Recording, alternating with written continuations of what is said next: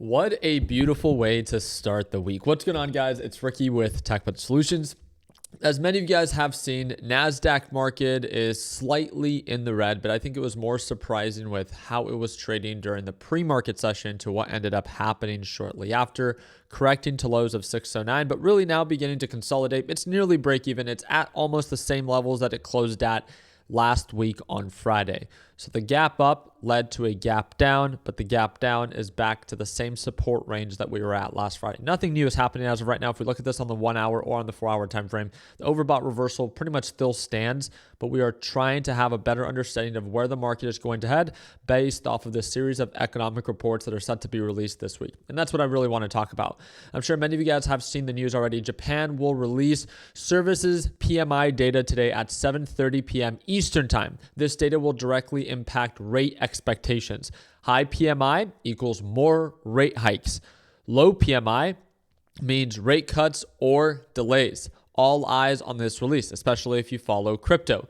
Crypto has been on a complete downturn, breaking. Bitcoin falls below 87,000 as 200 million worth of leverage longs are liquidated in 30 minutes. Another great example of during uncertain times, especially with speculative assets like Bitcoin or any stock that is a speculative company that is either pre-revenue and or losing hundreds of millions of dollars, probably is not the safest investment to take advantage of right now at overbought levels during uncertain times with leverage. Again, food for thought. But I think Michael Saylor needs to take that advice because Michael Saylor just bought another 10,000 Bitcoins nearly for $1 billion and is already down over $33 million on that purchase alone. With the series of economic reports that are set to be released this week, we talked about it in today's live trading session with the LPP team. They got to watch me trade live today, which led to my quick little short on Oklo. I made $4,800 on that one. And then MSTR, unfortunately, I missed the big move on this. So then I ended up going long, and then I was like, hey, I don't want to be like a bag holder. Then I went short, and then I went long, and then now I'm just back and forth. I'm going to close out this trade. I'm up $1,000, but I need to get out of this. And the reason why is that direction is uncertain. And I'm no different than any of you guys. I can't predict the future. And when markets are oversold but are still so bearish, it's like, okay, do I want to continue to short at the risk of markets recovering and then giving back everything that I've made? Or, do I want to go long, but what if markets continue to sell off? During uncertain times, when in doubt, stay cash. Very simple, right? With the series of economic reports that are set to be released this week, the main one that I'm going to be focused on Tuesday, check this out. This is the ADP employment change, something to look out for. On top of that, we got the non-farm payrolls for the month of November. Please make sure that you pay attention to this. Retail sales for the month of October. Please make sure that you pay attention to this. And then 1 hour before the market opens, these are all 1 hour before the market opens, the unemployment rate for the month of November. Please make sure that you are aware of this. Wednesday, check this out.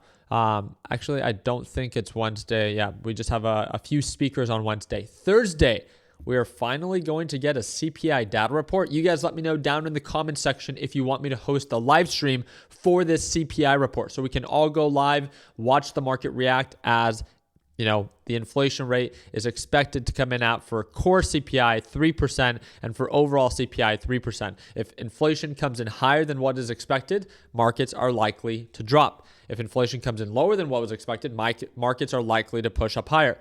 And following the CPI data report, as many of you guys know, the next day we have the PCE report, and we should also have, I thought we would have had the PPI report. Did we already report that? Actually we did because they just skipped the CPI. Yeah, it just has the PCE report, which is the Federal Reserve's favorite measure of inflation, existing home sales, personal spending, and all that good stuff. So again, the big focus for me this week is Tuesday and Thursday for the CPI and for the unemployment rate. And the non-farm payrolls, as the labor market and the inflation rate are a really big concern, but also the PCE report, which is the Federal Reserve's favorite measure of inflation. So this week is a very crucial week to get a better understanding of the likelihood. Remember, the Federal Reserve has made it very clear that they are data dependent. And if we go to the Fed Rate Monitor tool, again, you would just hope. Right now, there's a very low probability that in 6 weeks, the Federal Reserve is not going to cut rates, right? 75% probability that the Federal Reserve is going to pause. But let's talk about the bull case. You guys know that I'm not bullish on the market, but I want to talk about it. The bull case would be that inflation actually begins to drop and labor market begins to show that it's still weakening. Because then at that point, even with all the rate cuts that the Federal Reserve has already factored in, maybe it could support another early rate cut for 2026. The Federal Reserve and Jerome Powell has made it very clear that there is no expectation to cut rates, but maybe their sentiment can change if data supports it. If inflation shows to be going lower and labor market continues to get weaker. But if the labor market continues to stay the same and inflation begins to rise, that is not something that they're going to think that is going to support most likely a rate cut, because cutting rates is inflationary. So a lot of data reports that are going to be released this week. I want to keep it super simple for you guys. Subscribe to the channel.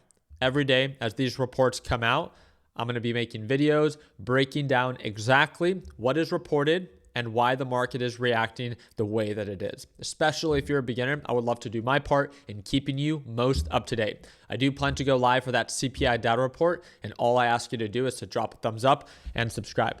That being said, again, very excited to follow up. MSTR, one of my only trades today with Oklo, and then that one's at 4,900. So very excited to follow up. Made a little bit over $6,000 on the day. Very grateful for it. And again, I trade live every single morning right at market open. You get to see all of my good trades and all of my bad trades. It's a raw live trading session every morning. If you want to tune on in starting tomorrow, second link in the description down below. We have a huge discount for you. We have members that signed up back in 2018 that still watch every day today, and they only paid once. So again, when you're ready to sign up, it's a one-time payment for lifetime access. Big discount, second link in the description down below. Like always, let's make sure that we end the year on a green note. Take care, team.